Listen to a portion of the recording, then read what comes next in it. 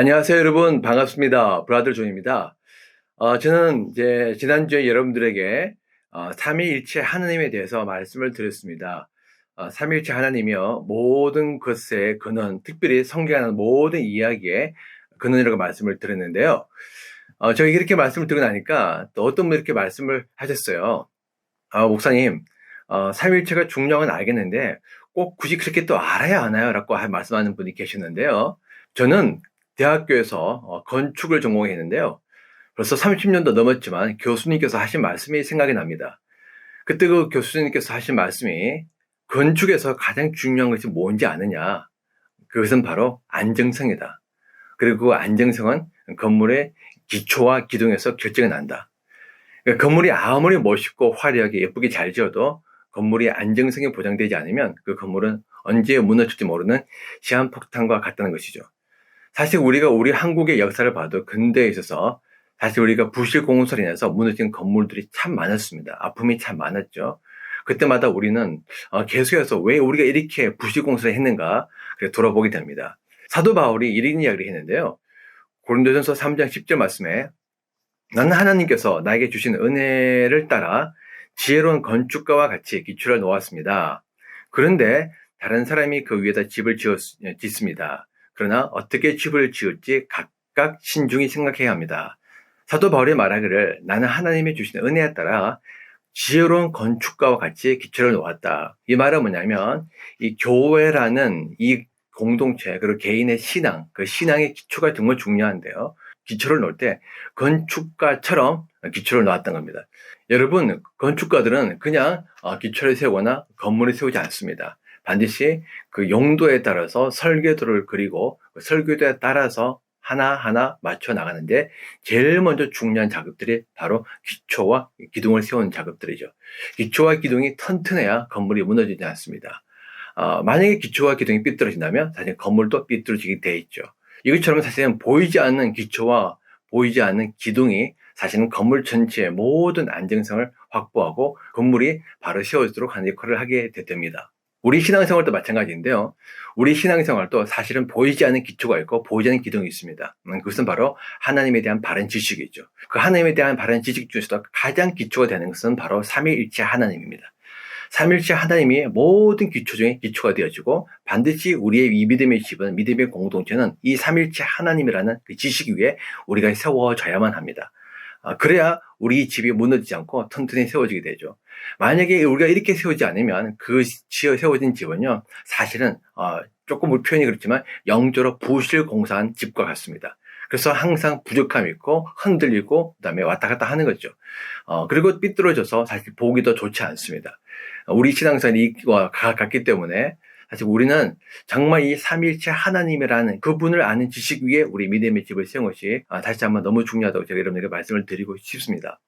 저는 이제 여러분들에게 지난주에 삼위일체 하나님에 대해서 말씀을 드리면서 특별히 그 하나님을 관계적으로 설명했습니다. 오늘도 제가 4가지 더 설명하도록 할 텐데 여러분 3가지 제가 말씀드린 거 기억하시나요? 여러분 꼭 기억하시기 바랍니다. 하나님은 어떤 분이시죠? 하나님은요 공동체의 하나님이세요. 그렇지만 그 하나님은 단순한 공동체 아니라 하나님 자신은 바로 가족으로 존재하시는 가족의 하나님이십니다. 그리고 3번째, 하나님은 하나 되신 분이시죠. 특별히 하나님은 마음이 하나 되신 분이시다라고 말씀을 드렸습니다. 자, 그러면서 제가 지난주 강의 마지막에 그렇다면 이 하나님은 어떻게 마음이 하나가 되었을까라고 제가 여러분에게 여쭤봤습니다. 이게 사실 우리에게도 너무 중요한데, 왜냐 그러면 우리가 살아가면서 우리는 혼자 살 수 없고 반드시 누구와 더불어 살아가거든요. 그런데 우리 삶을 보게 되면 마음이 하나 되지 못해서 일하는 많은 갈등과 아픔과 고통이 또 파괴가 있습니다. 이것이 우리의 큰 숙제고 고민거리죠. 정말 마음이 하나 되고 싶은데 하나 되는 것이 사실 그렇게 쉽지가 않습니다. 그래서 우리는 늘 고민합니다. 그렇다면 우리는 어떻게 해야 할 것인가? 이것을 여러분들과 함께 오늘 하나님을 통해서 함께 한번 생각을 해보도록 하겠습니다. 먼저 우리가 중요하게 생각해야 되거든요. 하나님은 사랑이라는 사실이죠. 요한일서 4장 16절 말씀, 너무나 유명한 말씀이죠. 하나님은 사랑이다. 그렇습니다. 하나님은 사랑이십니다. 세상에 여러 종류의 사랑이 있지만 정말 참된 사랑, 영원한 사랑, 변치 않는 사랑, 진실된 사랑, 그 선한 사랑은 바로 하나님 자신이십니다.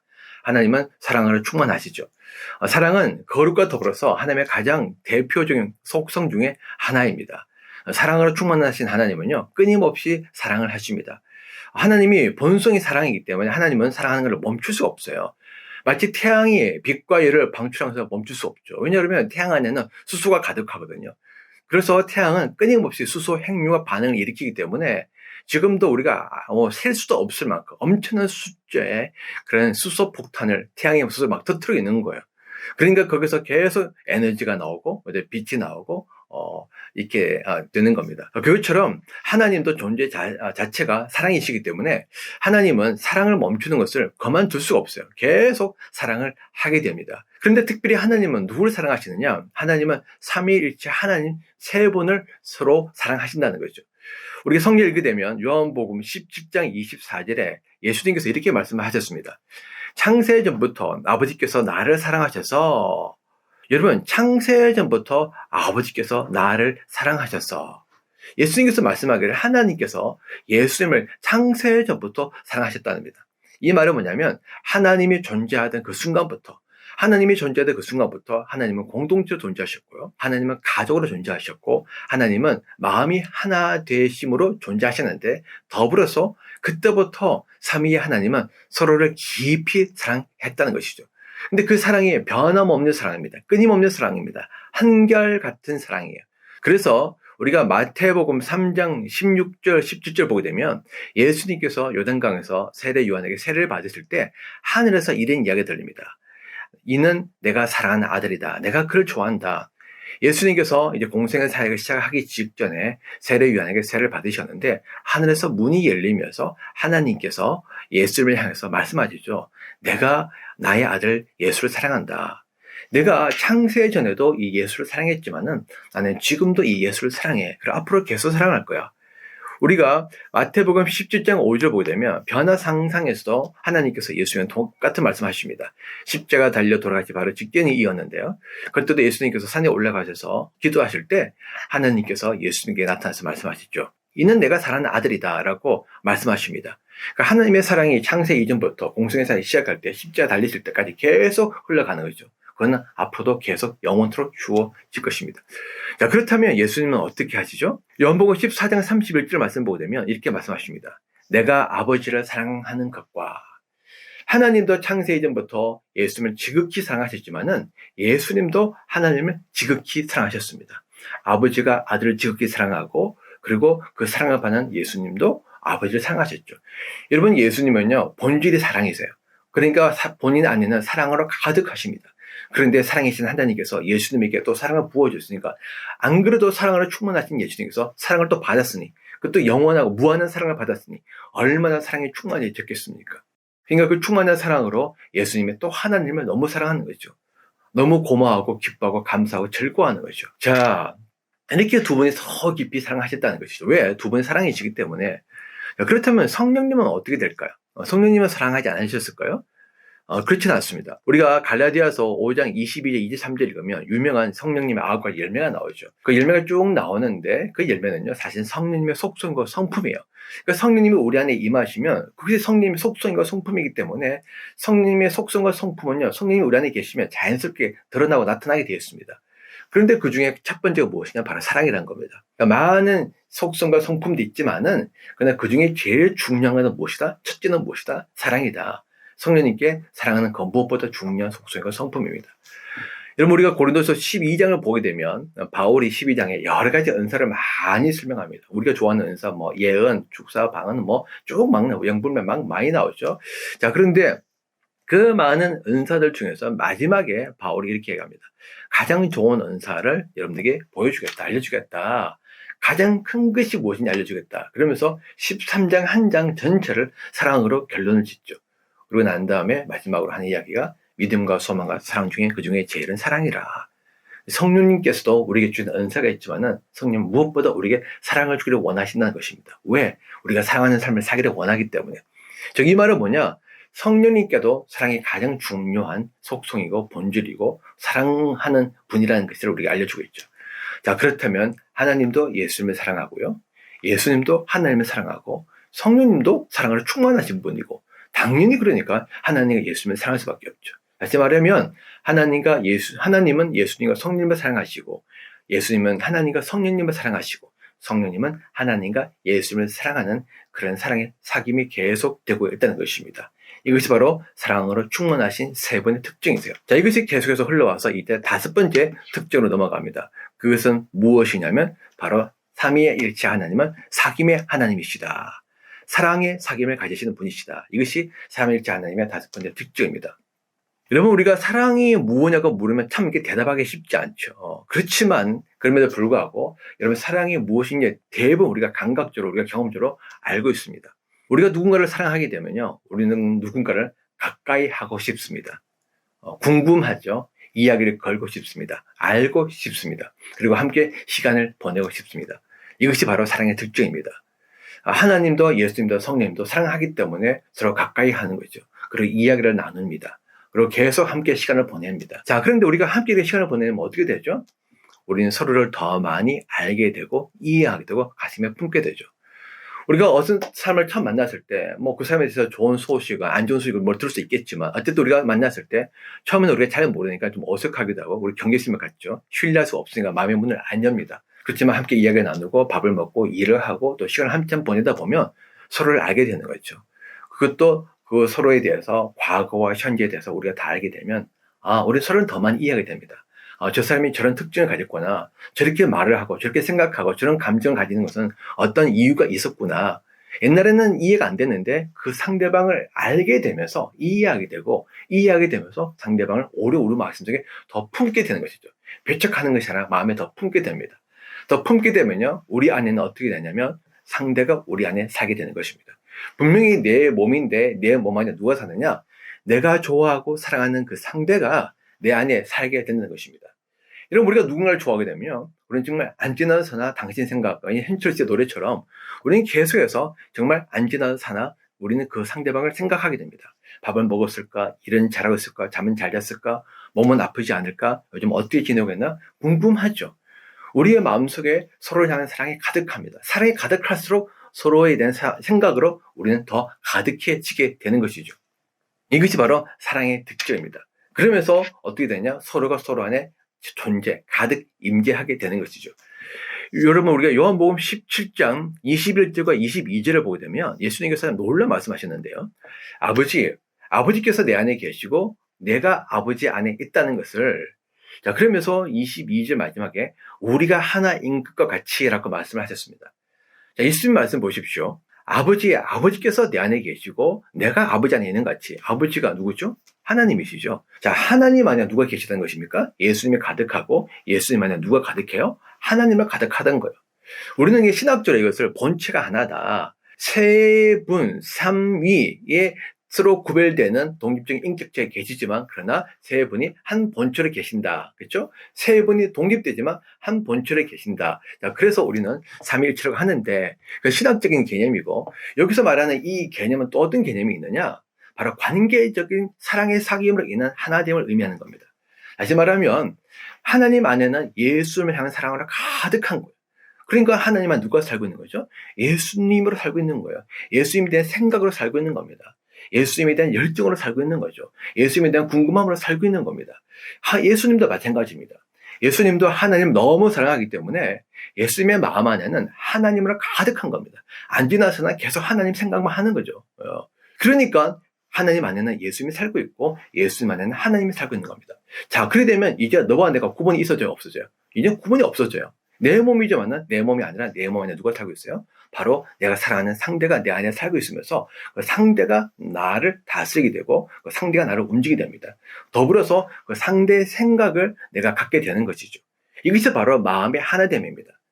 분명히 내 생각에 대해 더 이상 내 생각에 나를 좌우지하는 것이 아니라 상대의 생각을 생각하게 되고 상대가 원하는 것을 생각하게 되고 상대가 기뻐하는 것을 생각하게 되고 상대가 싫어하는 것을 나도 싫어하고 그리고 상대가 결정하는 것을 나도 결정해서 함께 그것이 이루어지도록 하는 것입니다. 이것이 바로 마음이 하나됨. 생각이 하나, 감정이 하나, 그리고 의지 하나. 삼위일체 하나님은 이렇게 사귐을 통해서 사랑의 사귐을 통해서 마음이 하나 되신 분이에요. 여러분, 우리의 마음이 어떻게 하나 될 수 있죠? 우리가 정말 마음이 하나 되는, 완전한 마음이 하나 되는 것은요, 완전한 사랑의 사귐밖에 없습니다.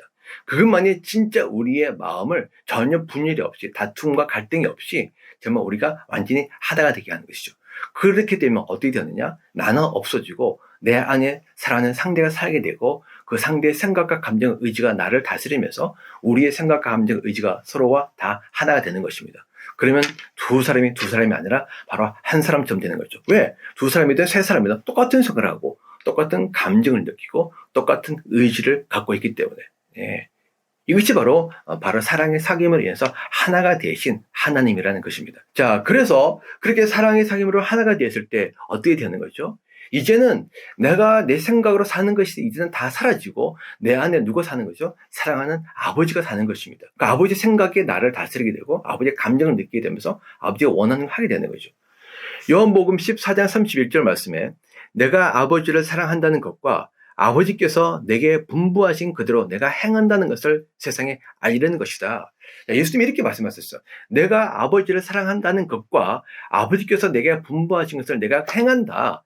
자, 예수님께서 아버지가 원하는 것, 그건 뭐죠? 세상을 구원하기 위해서 자기 자신을 버리는 것입니다. 이것을 행하는데 왜 행하시죠? 바로 예수님을 아버지를 사랑하기 때문에. 다시 말하면 예수님의 마음은 아버지의 마음으로 가득한데 그 아버지의 마음은 어떤 마음입니까? 세상을 구원하고자 하는 마음이잖아요. 그 아버지의 마음이 아닌 겁니다. 이제는 예수님의 마음인 거예요. 그러니까 사랑하는 아버지를 위해서 기꺼이 자기 자신이, 그러니까 억지로가 아니라 마지못해서가 아니라 자발적으로 기쁨으로 자원해서 아버지를 위해서 나 자신을 헌신하는 것이죠. 이것이 진정한 헌신이고 사랑이고 희생인 것입니다. 자, 그러니까 또 아버지는 어떻게 하는 것이냐? 요한복음 10장 17절 말씀에 아버지께서 나를 사랑하신다. 그것은 내가 목숨을 다시 얻으려고 내 목숨을 기꺼이 내버리기 때문이다. 아버지께서 나를 사랑하시는데, 자, 그것은 왜 사랑하죠? 내가 기꺼이 내 목숨을 버리기 때문에. 하나님을 위해서, 아버지를 위해서, 사랑하는 아버지를 위해서 기꺼이 내 목숨을 내버리는 그 아들을 보면서 아버지가 그 아들을 사랑하지 또 않을 수가 없는 겁니다. 아버지는 아들을 사랑하고 아들은 아버지를 사랑하기 때문에 자기 몸을 버리고, 그러니까 또 그 아들을 보면서 아버지가 또 너무너무 사랑스럽고 소중하고 귀중하고 너무 마음이 안타까운 거죠.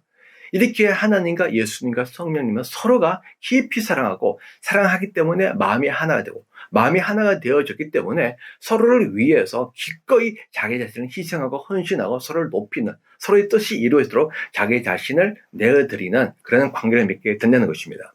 자, 이것이 이제 또 여섯 번째 관계로 넘어가게 되는데 그것이 바로 유기적 관계입니다. 삼위일체 하나님은요, 어떤 하나님이시냐? 삼위일체 하나님은 유기적 관계의 하나님이세요. 여러분, 유기적인 것은 뭐냐면, 유기적인 생명체에서는 이제 용어인데요. 우리가 고린도서 12장을 보면 사도 바울이 교회를 설명하면서 우리의 몸을 유기적 관계로 설명하고 있습니다. 우리 몸은 여러 가지 기관이 있습니다. 머리가 있고, 손이 있고, 발이 있고, 가슴이 있고, 배가 있고, 있죠? 다리도 있고, 다 있습니다. 근데 이 모든 각 기관들은요, 독자적으로 활동할 수 없죠. 이거는 몸이라는 것이 서로 연결되어져 있습니다. 그리고 각자의 역할이 있는데 그 각자의 역할을 감당하는 거죠. 각자 역할을 감당하는데 그 역할을 감당할 때 이 몸이 전체로 하나로 기능하게 되는 겁니다. 예를 들어서 밥을 만들 때 먼저 머리가 생각합니다. 그리고 장을 보러 가기 위해서 우리 발이 움직입니다. 그리고 손이 음식을 가져옵니다. 또 다시 집으로 가져옵니다. 자, 요리를 할 때 어떻게 되죠? 다리가 딱 서 있습니다. 그리고 난 다음에 소리 요리를 합니다. 그리고 나서 요리를 하면서 코로 우리가 감각을 맡고 입으로 맛을 봅니다. 그리고 나서 생각으로 어떻게 우리가 데코레이팅을 할 때 생각하죠. 그리고 플레이팅 다 하고 나서 우리가 같이 놓고 밥을 먹습니다. 먹을 때 입이 먹고 위가 소화시킵니다. 그리고 난 다음에 위장으로 내려가죠. 그리고 음식물이 영양분이 되어져서 분해되어서 물과 영양분들이 피를 통해서 온몸을 흘리게 됩니다. 그럼 우리는 몸이 건강해지게 되죠. 이것이 바로 유기적 관계라는 것이에요. 그러니까 유기적 관계는 서로가 서로 어떤 기능이 있는데 서로 긴밀하게 연결되어 있습니다. 독자적으로는 아무런 의미가 없어요. 떨어져 나가면 아무런 의미가 없습니다. 손이 아무리 중요해도 손이 몸에서 떨어져 나가면 이 손이 무슨 의미가 있습니까? 아무런 활동 못하죠. 서로 연결되어 있을 뿐 아니라 각자의 역할을 충실하게 감당하는데 그것이 마치 한 몸으로서 기능하게 된다. 예수님과 성령님과 하나님이 바로 이런 유기적 관계라는 것입니다. 그러면 교회가 유기적 관계가 되어져야 한다는데 왜 그런지 아세요? 그것은 바로 성부와 성자와 성령님이 유기적 관계이기 때문에 그렇습니다. 이것을 잘 보여준 것이 바로 우리가 창조 사역인데요. 창조 사역을 보게 되면 창세기 1장 1절에 하나님께서 천지를 창조하셨다고 말씀하죠. 근데 창세기 1장 2절에 보면 하나님의 영이 수면이 운행하셨다. 이 하나님의 영은요, 바로 성령님이세요. 성령님께서 하나님과 함께 하나님이 창조하실 때 멀리 계신 것이 아니라 하나님 옆에 계셨다는 것이죠. 자, 그런데 요한복음 1장 2, 3절 보게 되면 또한 예수님께서 모든 만물을 창조하셨다. 그는 태초에 하나님과 함께 계셨다. 모든 것이 그로 말미암아 창조되었으니 그가 없이 창조된 것은 하나도 없다. 라고 말씀하셨습니다. 분명히 하나님께서 창조하셨는데 그때 성령님이 하나님과 함께 계셨습니다. 근데 요한복음 1장 2, 3절에는 뭐라고 나왔죠? 예수님도 하나님과 함께 계셨고 예수님이 적극적으로 창조에 참여하셨다. 그러니까 하나님과 예수님과 성령님이 함께 창조를 이루신 것입니다. 자, 그런데 세상에 문제가 생겼죠. 죄가 들어왔습니다. 그리고 나니까 이제 그 죄의 문제를 해결하기 위해서 예수님께서 또 하나님과 또 성령님이 서로 상의를 하죠. 그래서 역할을 분담합니다. 그러면 우리가 흥미로운 것은 하나님과 예수님과 성령님은요, 세 분이 다 본질적으로 동일합니다. 근데 이 본질적 동일성 중에 하나는 바로 전능이에요. 하나님도 전능하시고 예수님도 전능하시고 성령님도 전능하십니다. 그렇기 때문에 굳이 하나님은 예수님과 성령님의 도움을 필요로 하지 않습니다. 하나님 한 분으로 충분히 다 모든 구원을 이룰 수 있으세요. 예수님도 마찬가지죠. 예수님도 전능하시기 때문에 성령님이나 하나님의 도움 없이 혼자 다 할 수 있고 성령님도 마찬가지입니다. 그런데 세 분이 마치 본인이 다 할 수 없는 것처럼 스스로 자기 생각과 자기 능력을 내려놓고요. 서로 세 분이 상의하고 합의를 보는 거죠. 그래서 역할을 분담합니다. 그래서 먼저 구약에서는 하나님이 주도적으로 나가시죠. 그렇지만 하나님은 주도적으로 나가신 것이 아니에요. 구약 보게 되면 뭐 여호와의 영, 여호와의 신, 주님의 영 이런 표현들 많이 나오는데 그건 다 성령을 의미하는 겁니다. 삼손이 갑자기 힘을 내서 막 블레셋에서 죽이는 것들 다 성령께서 임하신 거예요. 예언서에 예언자를 갑자기 환상 보고 예언한 것들 다 성령께서 임재하신 것입니다.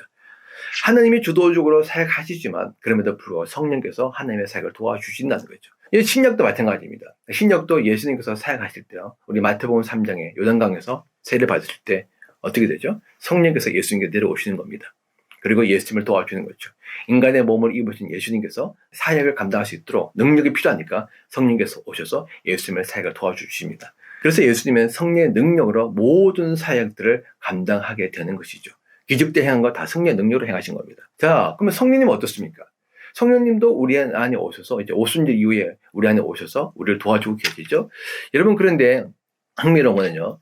로마서 8장 26절 읽으면 성령님이 우리 안에 오신 이후에 성령님 우리 위해서 계속 중보기도를 하고 계시다고 말씀하고 있습니다. 그런데 그 바로 뒤에 로마서 8장 35절 읽으면 예수님도 지금 하나님 우편에서 우리 위해서 중보기도 하고 계신다는 거예요. 그러니까 성령님께서 우리 안에 여러 가지 사역들을 많이 하시는데 그 사역들을 잘 감당할 수 있도록 하기 위해서 예수님도 저 하늘나라에서 성령님을 도와서 계속 우리를 위해서 기도하고 계시다는 것이죠. 다시 말하면 성부와 성자와 성령이 끊임없이 함께 사역을 하고 있는데 한 분이 주도적으로 하시고 나머지 두 분이 뒤에서 계속 백업하면서 후원하는 역할을 하는 거예요. 그러다가 또 한 시즌이 끝나고 다른 시즌이 오면 또 턴을 하는 겁니다. 바톤 터치를 하는 거죠. 그래서 또 다른 분이 나오시면 나머지 두 분도 뒤에서 후원하시고 이러면서 서로 협력하여서 이 구원의 사역을 완성해 가시는 분이라는 것입니다. 이것이 얼마나 아름다운 사귐인지요. 그래서 서로 사귐에서 서로 역할을 정하고 서로를 높이고 서로 격려하고 서로 존중하고 그리고 나머지 두 분은 뒤에서 후원하고 마치 없는 것처럼. 그래서 결국에 높이는 건 누구냐? 바로 하나님이라는 분을 높이는 겁니다. 성부 하나님, 그리고 성자 하나님, 성령 하나님. 이 세 분이 다 하나님이신데 각자를 높이는 것이 아니라 바로 하나님이라는 분을 높이는 거죠. 그래서 서로가 영광을 거두십니다. 이것이 바로 삼위일체 하나님의 특징이에요. 자, 그래서 여러분들이 삼위일체 하나님이 누구신가 물어보면 삼위일체 하나님은 바로 사랑의 하나님이시요. 사랑의 사귐을 가지시는 분이시요. 더불어서 유기적 관계를 맺으시는 분이시다. 자, 그렇다면 이제 마지막으로 나눌 말씀은요. 바로 충만하신 하나님이세요. 자, 여러분들이 충만의 개념은 잘 모르실 것 같은데 충만은 어떤 개념이냐면 충만은 가득한 상태가 아니고요. 흘러 넘치는 상태예요. 이런 우리 샘물 보면 샘물이 계속 물이 솟아나죠. 물이 솟아나니까 그 물이 계속 흘러가는 겁니다. 그러니까 하나님이 충만하다는 말은 뭐냐면 하나님은 하나님의 여러 가지 속성으로 충만하신 분이에요. 예를 들어서 사랑으로 충만하신 하나님은 사랑이 계속 흘러 넘칩니다. 그래서 하나님이 사랑이 절대 부족하지 않아요. 어떤 분은 그렇게 생각하시죠. 하나님이 우리를 너무 많이 사랑하기 때문에 사랑이 다 고갈되는 거 아니야? 여러분 우리는 그렇죠. 우리는 너무 많이 사랑하면 우리는 사랑이 고갈됩니다. 그래서 또 사랑을 받고 가져와야 돼요. 우리 육체도 그렇죠. 아무리 힘을 쓰고 나면 우리는 피곤해집니다. 이것이 인간의 한계입니다. 우리는 고갈됩니다. 그러나 하나님은 고갈되지 않으세요. 끊임없이 쏟아나시고 흘러 넘치는 분이세요. 그래서 아무리 사랑해도 그 사랑이요 부족하지 않아요. 이 지혜도 아무리 지혜롭게 뭐 해도 우리의 지혜는 한계가 있지만 하나님의 지혜는 끝이 없기 때문에 계속 지혜가 흘러나오는 겁니다. 평화도 마찬가지고 하나님의 평화는 끝이 없어요. 그래서 영원한 평화가 주어지는 것이죠. 이렇듯이 하나님은요, 모든 속성으로 충만하신 분이세요. 자, 요한복음 1장 14절 말씀에 이렇게 나왔습니다. 그 말씀은 육신이 되어 우리 가운데 사셨다. 그는 은혜가 진리가 충만했다. 자, 그가 누굽니까? 예수님이죠. 예수님은 모든 속성으로 충만하신 분이죠. 그 중에 하나가 뭐죠? 은혜가 진리가 충만했다. 그러니까 예수님이 하시는 모든 일들은 다 은혜로운 일만 하시는 겁니다. 그런 일만 하고 하셔도 부족함이 없고 계속 흘러 넘쳐서 계속 은혜로운 것만 하시는 거죠. 진리도 마찬가지입니다. 진리가 충만하기 때문에 예수님은 전혀 거짓말하지 않고 진리만을, 진실만을 계속 말씀하는 겁니다. 끝없이 영원토록 진리만을 말씀하는 분. 왜? 예수님은 진리로 충만하기 때문에. 자, 그래서 이렇게 자기의 속성으로 충만하신 하나님은요, 자기 속성으로 온 세상을 또 충만하기를 원하세요. 이 세상도 하나님의 정의로, 하나님의 사랑으로, 하나님의 평화로, 하나님의 기쁨으로, 하나님의 은혜로 가득해서 흘러 넘치를 원하는 것이죠.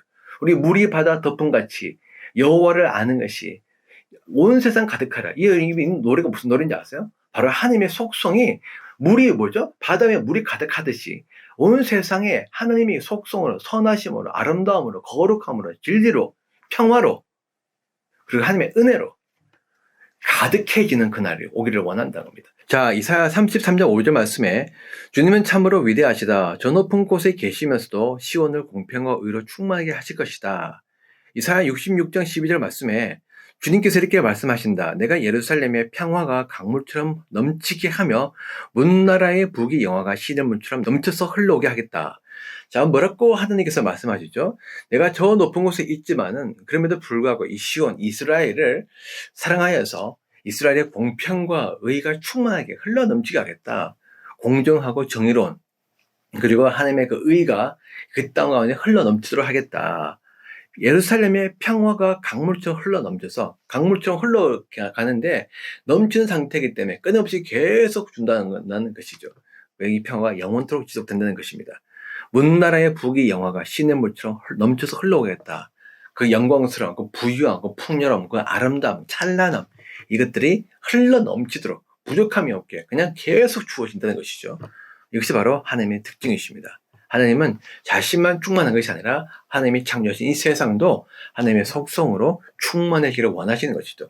더불어서 우리 개인의 삶도 마찬가지입니다. 하나님은 우리 개인의 삶도 정말 하나님의 속성으로 충만해지기를 원하시는데요. 자, 요한복음 10장 10절 말씀을 읽으면 예수님께서 이렇게 말씀하셨습니다. 도둑은 다만 훔치고 죽이고 파괴로 오는 것뿐이다. 나는 양들이 생명을 얻고 더 넘치게 얻게 하려고 왔다. 요한복음 15장 11절 말씀에 내가 너에게 이러한 말을 한 것은 내 기쁨이 너희 안에 있고 또 너희의 기쁨이 넘치게 하려는 것이다. 뭐라고 말씀하셨죠? 자, 도둑이 온 것은요, 우리가 하나님께서 주시는 것들을 빼앗아서 훔쳐서 파괴해서 못 누리도록 하기 위해서 오는 것이지만, 그러나 예수님은 우리에게 생명을 얻게 하고 그 생명이 더 넘치게 하려 하였다. 이 말은 뭐냐면 하나님께서 우리에게 주신 그 생명은요, 조회라고 하는 건 생명인데 그건 신적인 생명이고 영원한 생명과 아름다운 생명이며 역동적인 생명이며 아주 선한 생명입니다.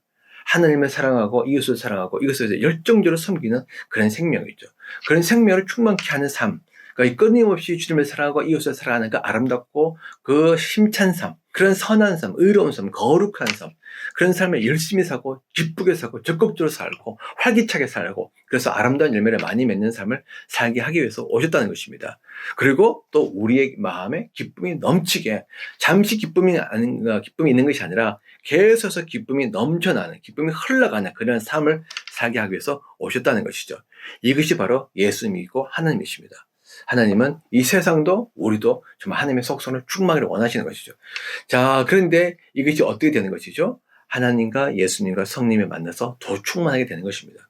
하나님과 예수님과 성령님이 서로를 그렇게 대하는 것이죠.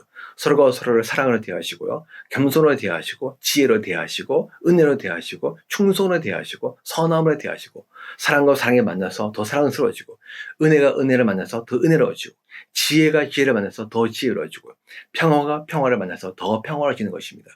그렇기 때문에 삼위일체 하나님의 그 사귐 안에는 우리가 상상도 알 수 없는 그 하나님의 아름다운 그 선함들이, 사랑들이, 평화들이, 은혜들이, 진리들이, 영광들이, 빛들이, 생명들이, 거룩함이, 충성스러움이, 겸손함이, 온유함이, 친절함이 흘러 넘치는 그러한 공동체, 그 사귐, 그것이 바로 삼위일체 하나님의 존재하는 방식이라는 것입니다. 자, 오늘은 제가 여러분들에게 이것까지 말씀을 드리도록 하겠습니다. 자, 이름은 잘 기억하십시오. 하나님은 과연 어떤 분이십니까? 하나님은 삼위일체 하나님이십니다. 그 하나님은요, 공동체 하나님이시고요. 그 하나님은 가족으로 존재하는 분이시고, 그 하나님은 하나 되신 분이시고, 특별히 마음이 하나 되셨다. 그럼 어떻게 마음이 하나 되느냐? 네 번째, 하나님은 사랑이시고, 다섯 번째, 사랑의 사귐을 가지신다. 더 나아서 삼위일체 하나님은 유기적 관계로 서로 사역을 하시고, 마지막 일곱 번째, 삼위일체 하나님은 충만하시다. 여러분, 이 개념을 잘 기억하시기 바랍니다. 다른 건 몰라도 이걸 꼭 기억하시는 것이 중요한데, 왜냐하면 이것이 아까도 말씀드렸듯이 성경에 나오는 모든 이야기, 창세기부터 요한계시록까지 모든 이야기의 근원이 되어지고, 이것이 기둥이 되어지고, 마지막 결론이 되어집니다. 그래서 여러분들이 이걸 이해하는 것이 이제 다음 주부터 우리 창조에 들어갈 텐데, 창조를 이해하는 것이 핵심이 되기도 하죠. 자, 그렇다면 하나님께서 이런 것을 가지고 어떻게 창조를 하셨을까? 다음 주에 제가 더 구체적으로 설명하도록 하겠습니다. 자, 더불어서 마지막까지 강의를 들으신 분들을 위해서 제가 보너스 강의를 조금 더 하도록 하겠습니다. 이거는 뭐냐, 강의는 아니지만 여러분들에게 책을 좀 소개해드리고 싶은데요. 여러분들이 제가 말씀드리는 이거는요, 정말 우리가 반드시 알아야 될 가장 액기시만 여러분들 간략하게 말씀드렸지만 이 안에는 더 깊은 영적 의미가 담겨져 있습니다. 하나님은 우리가 그걸 알기를 원하시죠. 여러분, 우리가 영적인 사귐을 갖고 누군가를 알아간다는 것은 많은 지식이 필요로 합니다. 우리는 알면 알수록 더 깊은 관계를 맺을 수 있죠. 우리가 더 깊은 관계를 맺는다는 것은 더 깊이 아는 것이고, 더 넓게 알게 되면 더 넓은 관계를 맺게 되는 것이고, 바르게 알면 바르는 관계를 맺게 됩니다. 하나님과 관계도 마찬가지입니다. 지식이 모든 것은 아니지만 우리는요, 깊은 지식, 넓은 지식, 바른 지식이 필요합니다. 여러분, 제가 알려드리는 이거는 정말 유치원생도에 부족한 그런 간략한 지식들이고요. 여러분들은 정말 이 마지막 때 하나님과 정말 풍성한 깊은 넓은 바른 관계를 맺기를 원하시는데, 그렇다면 여러분들이 좀 더 공부를 하시는 것이 필요합니다. 그래서 여러분들에게 아주 중요한 책 3가지를 설명하려고 하는데요, 꼭 읽어보시면 좋겠습니다. 첫 번째는 정성욱 교수의 삶 속에 적용하는 라이프 삼위일체 신학인데요, 홍성서에서 나왔습니다. 우리 정성욱 교수님의 특징은 아주 어려운 신학적인 개념들을 아주 쉽게 설명하는데 아주 탁월하시다는 것이죠. 더 나아가서 이 삼위일체가 어떻게 우리 삶에 적용되는지, 이 신학적인 개념과 개인적인 삶의 적용에 대해서 아주 간략하고 쉽게 명확하게 잘 적어놓은 책입니다. 그래서 여러분들이 이 책을 읽으시다면 삼위일체의 개념을 신학적으로 잘 정립할 수 있게 되고요. 두 번째, 마이클 리브스. 이분은 영국의 신학자지만 선하신 하나님의 책이 있습니다. 선하신 하나님. 복 있는 사람에게 나오는데, 이 책은 삼위일체 하나님의 그 관계성, 특별히 저도 이 책을 통해서 도움을 많이 받았는데, 아버지와 아들의 관계, 그 가족 관계, 그 관계 안에서 서로 사랑하고 사랑하기 때문에 함께 이 구원의 사역을 어떻게 이루어 가시는가, 성부와 성령이 함께 어떻게 각자의 역할을 감당하시는가, 이런 것들을 잘 적어놓은 책들이고요. 그래서 그 관계성 여러분들이 잘 배울 수 있게 되고, 또 함께 유기적으로 사역하는 것들도 볼 수 있게 되고요. 더 나아서 마지막 세 번째는 데럴 존스의 삼위 하나님과 사귐, IPP에서 나온 책인데, 이 책은 삼위 하나님과 영적인 사귐에 관한 책입니다. 삼위 하나님이 어떻게 세 분이 서로 사귐을 갖고 있고, 그 사귐의 결과가 무엇이며 우리는 어떻게 그 사귐의 결과에 참여할 것인가, 세 분이 우리에게 과연 원하는 것은 무엇인가, 이런 것들 적어놓은 영성책이거든요. 세 분 다 신학자지만 정말 쉽고 중요하고 반드시 알아야 될 핵심적인 개념들을 잘 설명해 뒀습니다. 저는 그래서 여러분들이 이 정도 책들은 꼭 이런 데 사보시고, 이런 책들을 통해서 정말 하나님과 관계가 이전보다 더 깊어지고 굳건해지고 발전하기를 원합니다. 사도 바울이 이야기했죠. 우리의 믿음의 집을 지을 때 지혜로운 건축자처럼 잘 지어야 됩니다. 그러려면 우리가 기초를 잘 쌓아야 되죠. 그 기초는 바로 삼위일체 하나님입니다. 여러분들 이 사실을 꼭 기억하시고, 정말 이 사실 안에서, 이 진리 안에서 여러분들이 하나님과 관계가 날마다 더 풍성해지기를 주님의 이름으로 축원합니다. 제가 잠깐 기도하겠습니다. 하나님 감사합니다. 오늘도 우리에게 은혜를 베푸셔서 우리로 하여금 이 하나님을 알게 하심을 감사합니다. 우리의 삼위일체 하나님은 성부와 성자와 성령으로 계신 분이시며, 그렇기 때문에 삼위일체 하나님은 공동체 하나님이시요, 가족으로 존재하는 분이시요, 하나가 되신 분이십니다. 특별히 마음이 하나가 되셨습니다. 그것은 바로 세 분이 사랑이시고 사랑의 사귐을 갖기 때문에 그렇습니다. 그리고 세 분은 연합으로 그리고 유기적 관계로 함께 사역을 하십니다. 그리고 그 결과로 세원 안에는 충만함이 있습니다. 하나님, 우리가 이것에 대한 영적 비밀을 더 알기를 원합니다. 더 깨닫고 더 감사하며 더 기뻐하며 이것이 우리 삶의 실제가 될 뿐 아니라 이것을 향한 주님의 뜻이 온전히 이루어지도록 우리가 함께 동참하겠습니다. 하나님, 우리에게 하나님을 알려주십시오. 우리에게 하나님을 알려주십시오. 우리가 하나님을 더 사랑하겠습니다. 더 섬기겠습니다.